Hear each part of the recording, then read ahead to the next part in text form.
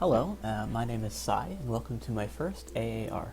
I'm going to be reviewing the game Miles Gloriosus, in which I played Ermor, the Ashen Empire. Ermor is a nation of undead, built on the ruins of the once mighty Ermor Empire. Ermor's signature facet is the fact that it, instead of being able to recruit units and mages as normal, it instead summons its mages and priests, and is able to receive undead legionnaires for free in all of the provinces that it has forts on, and additional undead units from all of the lands in its dominion, even if they don't have a fort.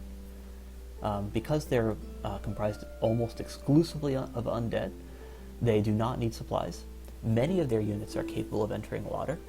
Many of the units are also mindless, meaning that they will never rout. And many of their units also have very high mobility, thanks to the fact that they don't need to rest. Their basic units, the long dead, ghouls, and so on, are not particularly potent in terms of killing units by themselves, but they're easily amassed, so a large number of long dead are able to beat an army that's smaller than them simply by weight of their superior numbers. Their mages are actually very powerful. The Dusk Elders, which are the mages that it's going to be summoning the most of, are all very high death mages with a base death of 3. They also receive Fire 1 and Astral 1. They also receive an additional random path, which can be a higher level of Death, Astral, Fire, or 1 point in Water, Earth, or Air magic. Additionally, they have a 10% chance of receiving an additional random of the same paths. So those are all very potent death mages, with quite a bit of versatility there as well. They're also capable of summoning spectators, which are less expensive and only have death 2, but like the Dusk Elders, they are ethereal mages, so both the Dusk Elders and the spectators are stealthy, meaning they can escape out of besieged forts, they can sneak around in enemy territory, and so on. Spectators, in a small set, can easily raid enemy provinces all by themselves, thanks to the use of their death magic to summon hordes of skeletons. Their priests, both the ones that they can summon themselves and any independent priests that they recruit, are all capable of reanimating the dead, and they exchange the traditional holy magic for different holy spells, which enable it to enhance its own undead units, thanks to being able to increase their movement, attack, and magic resistance. And they are also capable of attempting to control enemy undead, or cursing enemy holy units. Their dominion, as mentioned earlier, is going to reanimate undead for free. However, it's also going to kill the human population. So all of its land that's under its dominion is slowly going to wither and die as the base population is killed by the negative effect of Ermor's dominion. This means that your lands will quickly become depopulated and worthless in terms of gold and resources. In exchange for that, you of course are going to be receiving your free troops, which are going to form the baseline of your armies. Now let's go ahead and look at the pretender design. So just for starters, regardless of what pretender you're going to choose, you can go ahead and reduce all of the income down to the lowest that it can go.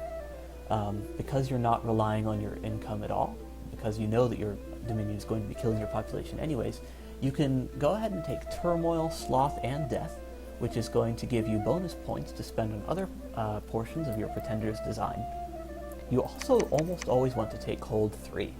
This gives you the advantage of making all land in your dominion colder, which, while providing an additional income and supply malice, which we don't care about, is going to make your cold auras more effective. All of Ermor's priests and mages have a cold aura, and their sacred lictors, which are going to be the heavy hitters of Ermor's army, also have a cold aura, and these become much more effective in Cold Dominion. So because it unlocks additional design points, and makes your melee fighters more potent, and even makes your priests and mages a little bit more effective in melee, it can be very helpful to take. So this is going to give you a whole lot of design points which most other nations don't have easy access to. Now, because Ermor is going to be killing off all of the population in its land, and therefore making its land less desirable as the game goes on, and because it's considered to be a potent late-game threat by many players, it can be helpful to take an Awake Combat Pretender. So just something that can help you fight in an early war. Now, while normally the snakes are very popular for this purpose, Ermor doesn't really want them because of the fact that they're cold-blooded. Now, a cold-blooded unit is going to be getting increased fatigue and cold dominion, and because your pretender is going to be spreading its dominion, it's going to become increasingly less effective as its dominion spreads until it's at cold 3, which is going to seriously fatigue it out very quickly. So we're going to go ahead and go with the Hound of Hades. The Hound of Hades has very high base hit points, it has okay base protection, but most importantly it has a fear aura and a large number of attacks. So this is going to make it very effective on its own at expanding. The fear aura in particular is very useful because the high base fear is going to make enemy units run away when they are within range of its fear aura. And because you're going to be taking fairly high death magic, which increases the fear, you're going to be able to increase your fear even further. Now, because Ermor has a large number of sacred units, or rather, it can easily amass the 2 sacred units that it has, you want to go with, it's oftentimes very good to go with a heavy bless. So a major bless, like Death, is going to be pretty helpful. Death in particular is good because of the Undying effect and how that interacts with the undead. So generally what Undying does is it makes it so that whenever your units would die, they instead simply drop into negatives up until they hit the Undying threshold. So a normal unit would be able to go to -10, and then if it's alive at negative hit points at the end of the battle, it then perishes. But it does enable it to fight on for quite a bit longer. In Ermor's case, however, because its sacreds are undead, the Undying bonus is instead simply applied as extra hit points. So you actually get the full benefit of those 10 extra health, and you don't die at the end of combat if you would normally. Additionally, it provides death weapons. So death weapons adds an additional magic attack to all of your weapons, which deals 2 damage if the enemy does not resist the magic if the enemy does not resist it, since it is susceptible to magic resistance. It also provides disease if the enemy survives the battle and fails its magic resistance check. Generally, the disease portion isn't particularly helpful because of the fact that generally if you're hitting units with your sacreds, you would prefer them to simply die instead of be marginally wounded by the effect of the weapon. However, the fact that it provides a magic weapon is helpful for dealing damage to units with mist form or ethereal units. While it doesn't enable the main weapon to deal damage, that extra 2 damage can definitely help against low hit point ethereals, and it will always pop mist form provided by Fog Warriors or the mist form spell, which means that that normally extremely effective battlefield spell Fog Warriors becomes far less dangerous against massed sacreds. Now, as far as Dominion goes, you want it to be very high. So Ermor gets a large,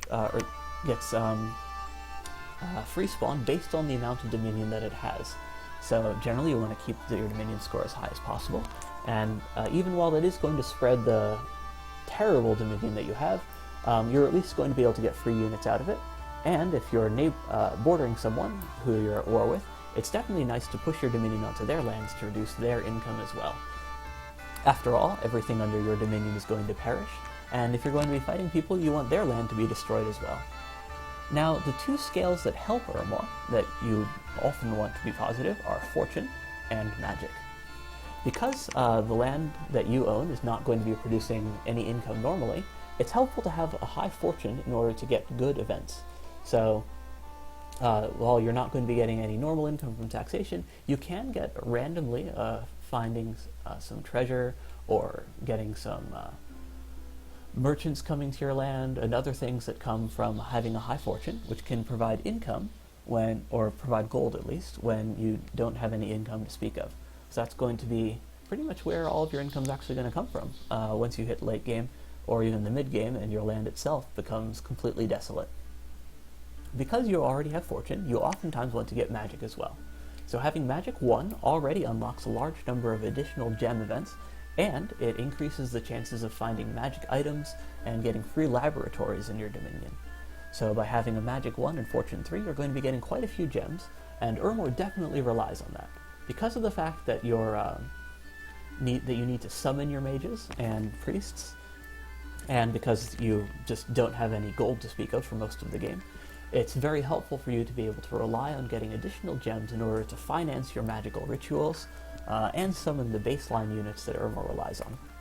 Magic 3 opens up even more additional gem events, and because it provides a research bonus, is going to help make up for the fact that Ermor normally has extremely poor research. Now, something that I like to do in all middle age games is try to get the Pretender to be able to cast Rain of Stones and Cloud Trapeze. So Cloud Trapeze is available at Air 2. It's a spell that you can research, which will enable your Pretender to basically just teleport. And that's going to make it much more mobile and enable it to jump on unprepared enemy armies.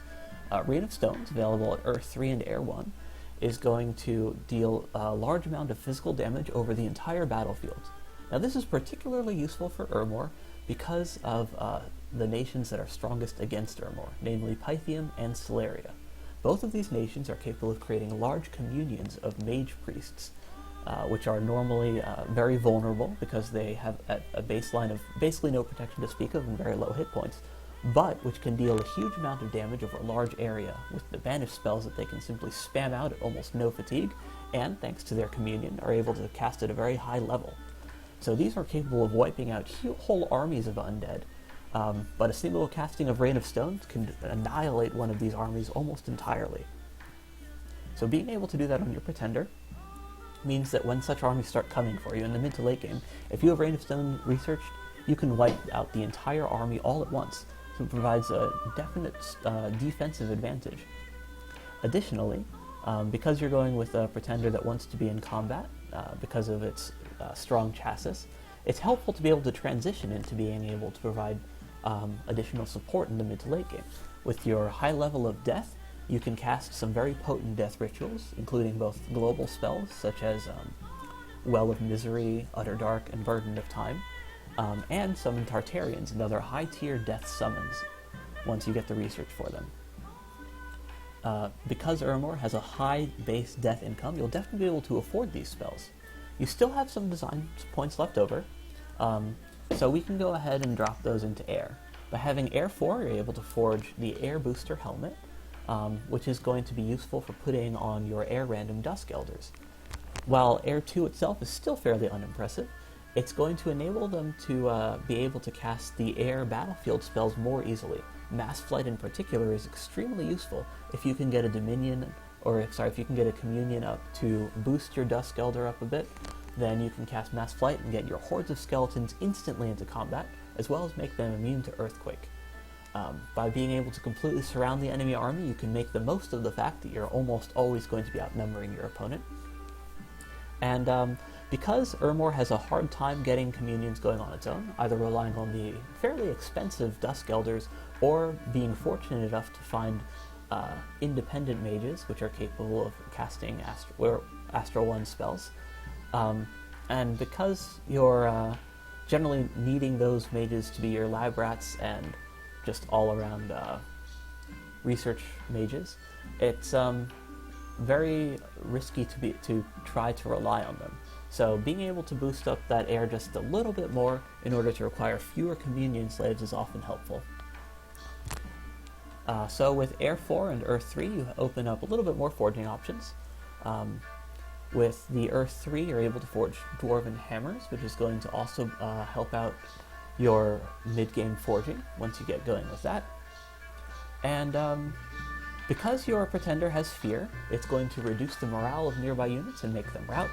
So by having Dominion 9, when you get the advantage of Awe, that becomes even better. Awe forces your opponents to make a morale check in order to attack at all. And because your Fear is reducing the enemy's morale, you become even harder to hit.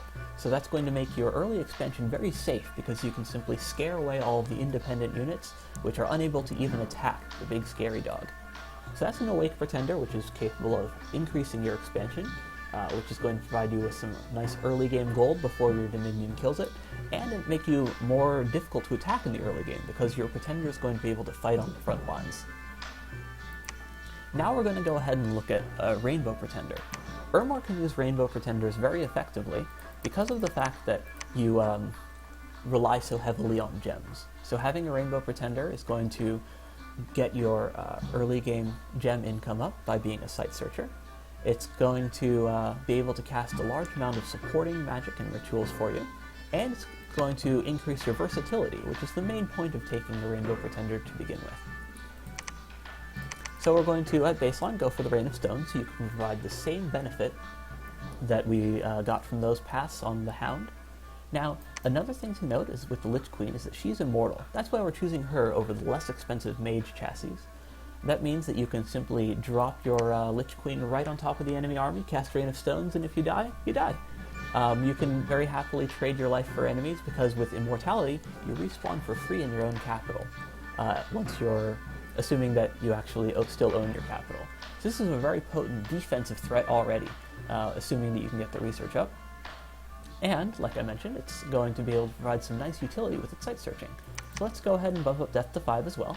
While you're not going to be able to get a major bless with a build like this, I mean, you could bump this all the way up to 9, but we're going to go ahead and look at the versatility aspect.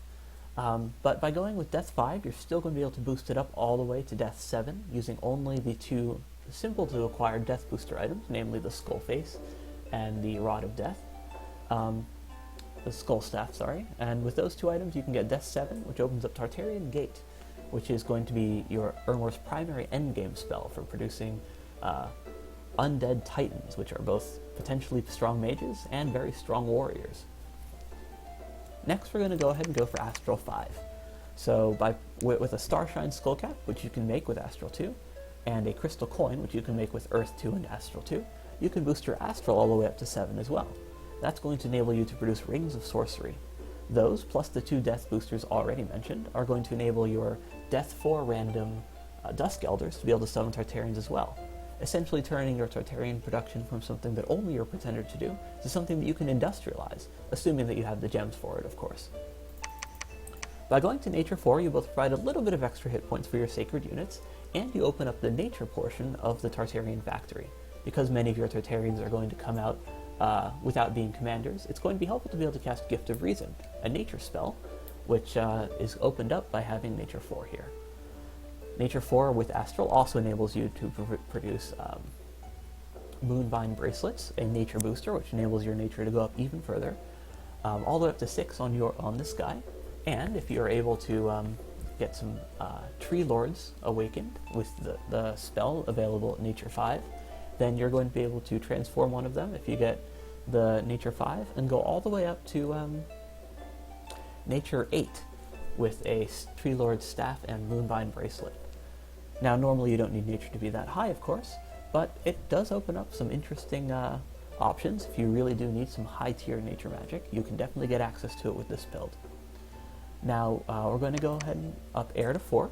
That, once again, unlocks the booster, but because this guy does have a full slot complement, unlike the Hound, she can wear the booster that you produce all on her own, which enables her to get up to Air 5, which enables her to summon Elemental Royalty and produce the next booster, the Bag of Winds. So you can get all the way up to Air 6 with just a Pretender, and Air 7 with your Queens of Elemental Air. So you open up air magic with that as well. Water 2 is going to do a similar thing for water. You're going to be able to boost yourself up to Water 3 with a Water Bracelet, which enables you to summon a Sea King's Court, and the Sea King, the Water Troll, is going to have a base water of 3, which enables him to boost up to Water 5 with a Robe of the Sea and a Water Bracelet, which enables him to summon up Queens of Elemental Water. So with Water 2, you can get all the way up to Queens of Elemental Water. Additionally, because you have Death, if you boost up your Water to 4 with the Robe of the Sea and Water Bracelet, you can summon Coctias, which are useful water mages that are both high levels of water and death, and they can summon your queens as well. So you can get deep into water magic with only Water 2. With Air 4 and Earth 3, you're also going to be able to produce the Staff of Elemental Mastery, which is a very potent magic item which increases all elemental paths by 1. So with that, you can get even higher, both on the Pretender herself and on any mages that you might need to boost up. Fire 1, which is able to be boosted to Fire 2 with a Skull of Flame, and Water 2 enables you to forge Rune Smashers, a very useful item which increases the magic penetration of all of your units. Now, while you don't need Awe on this Pretender because she's not going to be engaging in melee combat, getting that extra point of Dominion is helpful. So with Dominion 8, you're going to be able to produce that many more undead for free in all of your land. So as we went over for each of these paths, you're going to be getting quite a lot of utility out of this pretender in the rituals that she can cast, and because of the wide variety of paths that she has, she'll also make a very effective site searcher, assuming that you can risk having her out and about and searching your land, which is going to be able to let you get that many more gems that much more quickly. So this is a mage that enables you to get all that utility and versatility that Ermor can definitely use. So now we're going to go ahead and look at Bless builds. So both awake combat pretenders are helpful for early game war, and you've got the rainbow mages, as they're called, which is helpful for site searching and utility. But because Ermor has a large number of sacred units, thanks to its lictors and knights, which are easily massable, it's very helpful to take a major bless. As mentioned earlier, the Death Bless is very potent. The Nature Bless also works very well with it. It produces an additional 8 hit points, which is going to amplify your normally low hit point knights quite a bit, and it gives them all regeneration. But the most important portion of this bless is the Blood 9. Blood magic, or having high tier Blood Bless, is going to open up Blood Vengeance, which means that all of the damage that your units take has a chance of being applied to the unit that deals the damage as well.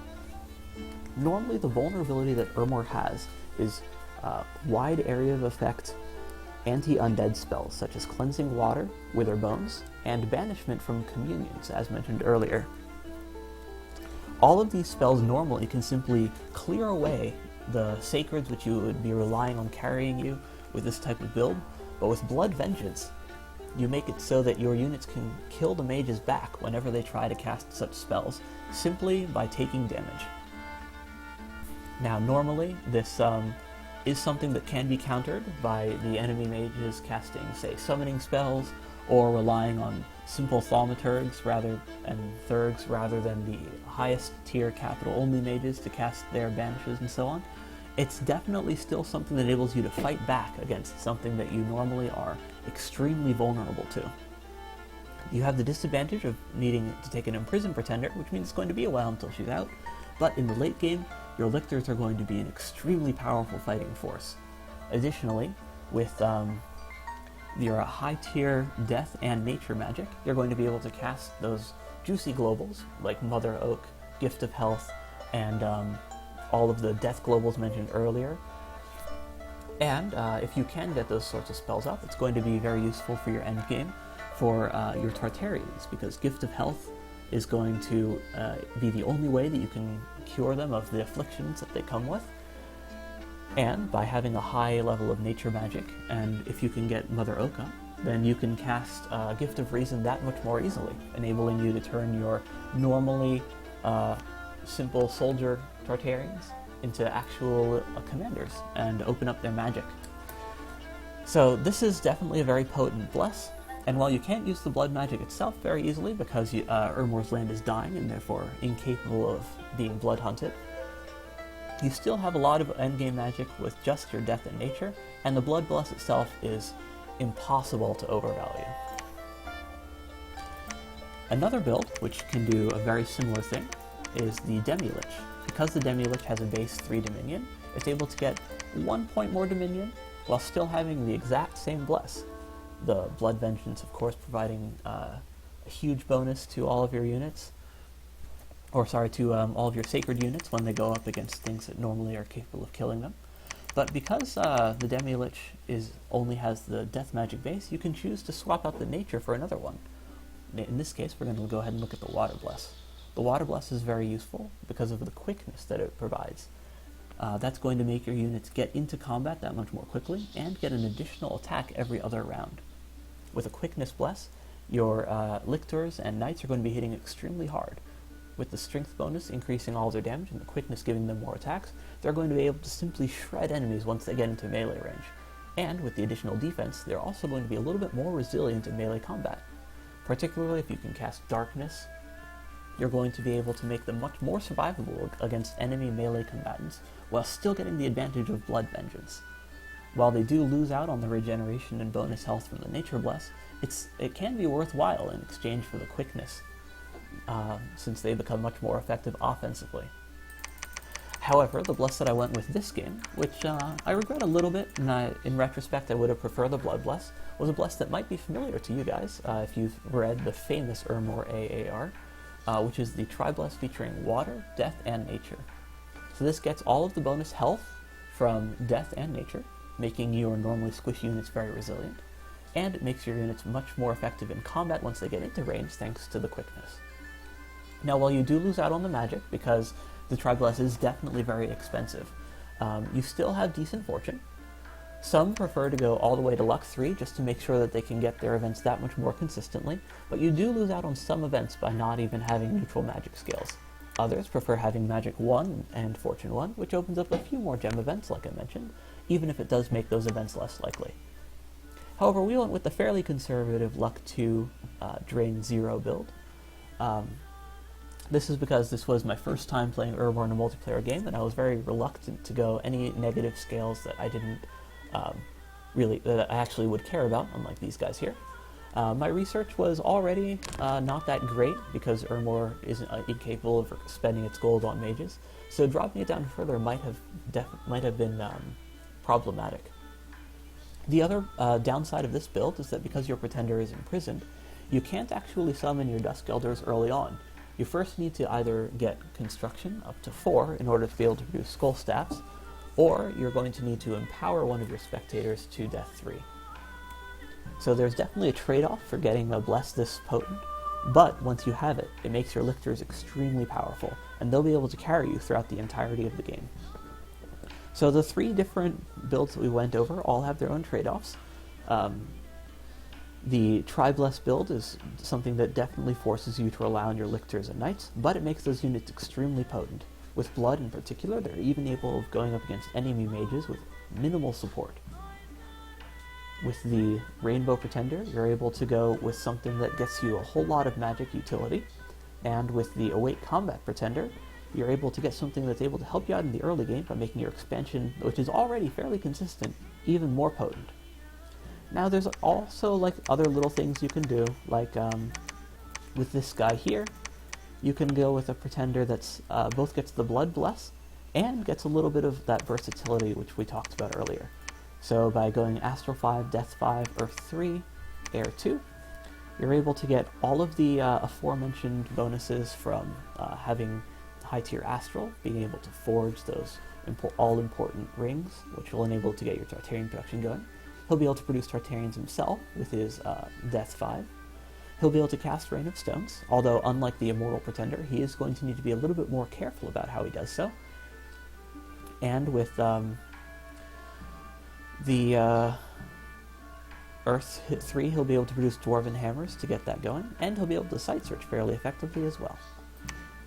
If you're willing to drop down your magic a little bit, like I mentioned, you can also go up into the additional paths, so you can get your Sight Searching in Nature, as well as your boosting in Nature, thanks to the combination of Nature and Astral.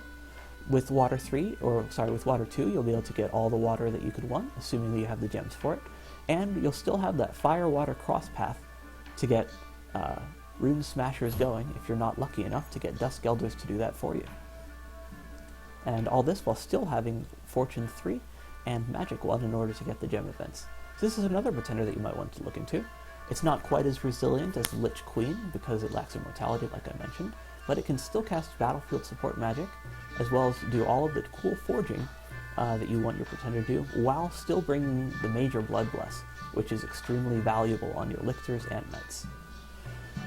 So as you can see, while Ermor does have some things which remain constant across its Pretenders, namely the terrible scales that reduces its income to almost nothing, if it had income to begin with, that is, but you can still use your Pretender to do different things. As I mentioned, the Pretender that we ended up going with was this one right here, with 3 major combat bless, and we were actually able to use all of these paths in the game. We were able to use the Water and Death cross path to summon Coctiids, which were helpful for providing us with water magic to summon Queens of Elemental Water. We were able to use the death to summon Tartarians, and we were able to use the nature to cast globals to support the Tartarians, as well as summon nature units such as fairy queens and awakened tree lords, which were able to help us out with their magical paths as well. So that's it for Ermor's Pretender design, and hopefully you guys can try out at least one of these designs in your games.